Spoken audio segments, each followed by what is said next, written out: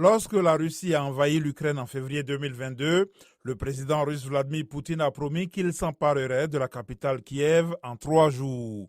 18 mois plus tard, cela ne s'est toujours pas produit, bien que le Kremlin ait dépensé plus de 60 milliards de dollars pour l'effort de guerre, a déclaré Gary Schmidt de l'American Enterprise Institute, un groupe de réflexion basé à Washington. Tout le monde regardait le budget alloué par le Kremlin à l'armée russe et se disait « Eh bien, ils vont avoir de vraies capacités ».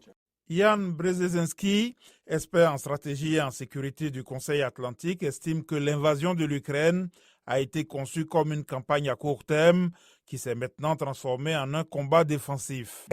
Aujourd'hui, l'armée russe compte environ 1 million de soldats, selon Gary Smith.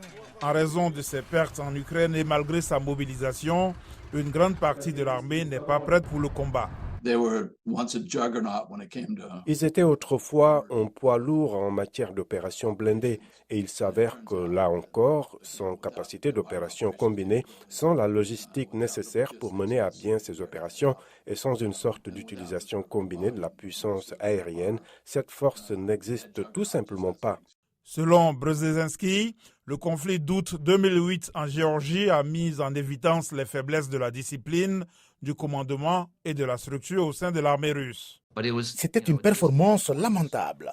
Et Poutine a juré qu'il changerait les choses. Et il s'est lancé dans un plan de modernisation militaire de 10 à 15 ans. Aujourd'hui, la Russie est confrontée à un problème de bras en Ukraine et le renforcement des effectifs ne suffira pas et ne sera pas facile, selon Philippe Breedlove, un général de l'armée de l'air américaine, à la retraite qui a été le commandant en chef de l'OTAN de 2013 à 2016. Si vous pensez que la Russie est complètement finie, vous vous trompez. Elle dispose de beaucoup plus de capacités. Mais il faudrait un énorme soutien politique pour que Poutine continue à mobiliser des forces et à faire certaines choses qu'il pourrait être amené à faire. Les experts avec lesquels VOA s'est entretenu disent qu'ils attendent de voir comment les combattants de Wagner vont réagir à la mort de leur chef, Evgeny Prigojine, dans un accident d'avion qui aurait été orchestré par M. Poutine.